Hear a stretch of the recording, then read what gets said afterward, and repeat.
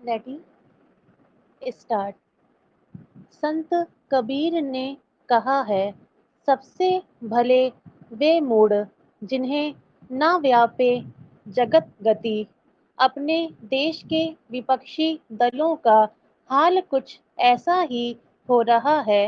राजनीति में जगत गति का सीधा अर्थ है जनभावना।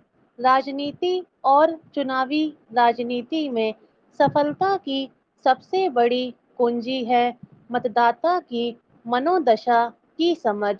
नेता को पता होना चाहिए कि लोगों की अपेक्षा क्या है।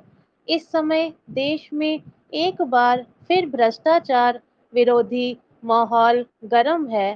प्रधानमंत्री नरेंद्र मोदी ने लाल किले की प्राचीर से कहा कि इस समय देश भ्रष्टाचार के खिलाफ लड़ाई के निर्णायक कालखंड में कदम रख रहा है। दूसरी ओर विपक्ष कह रहा है, मोदी को हटाने के लिए एक हो जाओ। बड़ा सीधा सा प्रश्न है कि देशवासी इस समय भ्रष्टाचार हटाना चाहते हैं या मोदी को। मोदी ने यह भी कहा कि भ्रष्टाचार के प्रति तो देश में नफरत दिख रही है, लेकिन भ्रष्टाचारियों के प्रति नहीं। उन्होंने कहा, जब तक भ्रष्टाचारियों के प्रति समाज में नफरत नहीं होगी, यह रोग दूर नहीं होगा। उन्होंने आश्चर्य व्यक्त किया कि भ्रष्टाचार के आरोप में जेल की सजा काट कर आए लोगों का महिमा मंडन हो रहा है। भ्रष्टाचार के विरुद्ध देश में इससे पहले भी माहौल बनता रहा है। उसके कारण दो सरकारें बदल गई। जेपी आंदोलन के बाद 1977 में और बोफोर्स कांड के बाद 1989 में। पर सत्ता में आने के बाद किसी ने भ्रष्टाचार के खिलाफ कुछ किया नहीं। अन्ना हजारे के भ्रष्टाचार विरोधी आंदोलन से एक पार्टी निकली। उसने तय किया कि वह भ्रष्टाचार का नया मॉडल तैयार करेगी। वह इसमें सफल भी हो गई। उसका मंत्री भ्रष्टाचार में पकड़ा जाता है तो कहता है कि उसकी याददाश्त चली गई। देश में पहली बार भ्रष्टाचार के खिलाफ गंभीरता से कार्रवाई हो रही है। गंभीरता का एक ही पैमाना होता है। जब भ्रष्ट रसूखदार लोगों को जेल से डर सताने लगे तो समझिए कि ईमानदारी से काम हो रहा है। इस समय आप देश के विपक्षी दलों के प्रमुख नेताओं का नाम लीजिए और पता चलेगा कि उनमें से कुछ जेल में हैं तो कुछ जेल जाने वाले हैं। यह प्रश्न बार बार उठाया जा रहा है कि क्या सिर्फ विपक्षी दलों में ही भ्रष्ट नेता हैं। प्रश्न बिल्कुल सही है, पर इससे पहले यह पूछा जाना चाहिए कि क्या जिनके खिलाफ कार्रवाई हो रही है, उनके भ्रष्ट होने पर कोई शक है।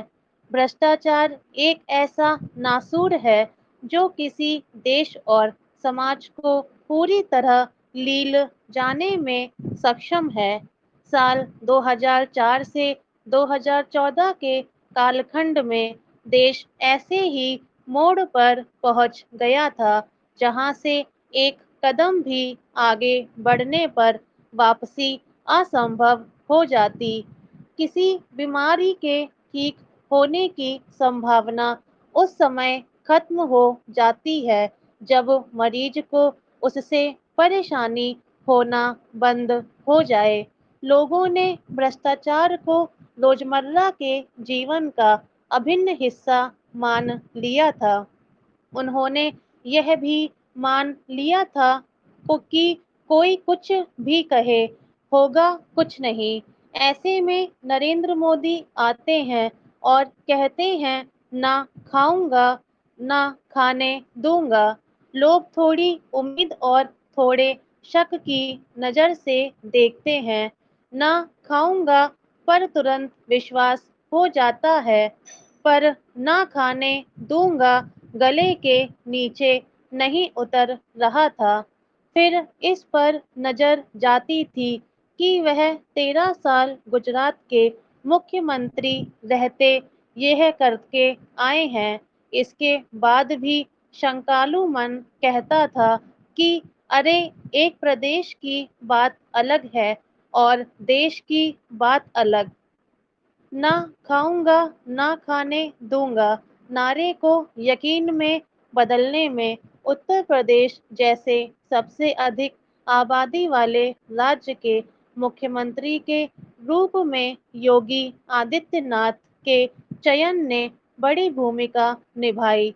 उत्तर प्रदेश और भ्रष्टाचार एक दूसरे के पर्यायवाची बन गए थे। योगी आदित्यनाथ ने 5 साल में असंभव को संभव करके दिखा दिया कि ईमानदारी से सरकार भी चलाई जा सकती है और चुनाव भी जीता जा सकता है। यह अलग बात है कि उनकी ईमानदारी से भाजपा के ही कई लोगों की रातों की नींद हराम हो गई है। मोदी ना खाऊंगा और ना खाने दूंगा के मामले में अपवाद थे। योगी ने उसे नियम बना दिया। जिस दिन प्रधानमंत्री लाल किले से भ्रष्टाचार के खिलाफ युद्ध को निर्णायक दौर में ले जाने की बात कर रहे थे, उसी दिन कोलकाता में ममता बनर्जी भ्रष्टाचार के गंभीर आरोपों से घिरे अपने नेता अनुब्रत मंडल के बचाव में हुंकार भर रही थी। गांधी परिवार नेशनल हेराल्ड घोटाले के लिए शर्मिंदा होने के बजाय जांच एजेंसी के खिलाफ सड़क पर है। उसे समझ में नहीं आ रहा कि भ्रष्टाचार के मुद्दे पर पूरी पार्टी की विश्वसनीयता खत्म हो चुकी है। बिहार में तो और गजब हो रहा है।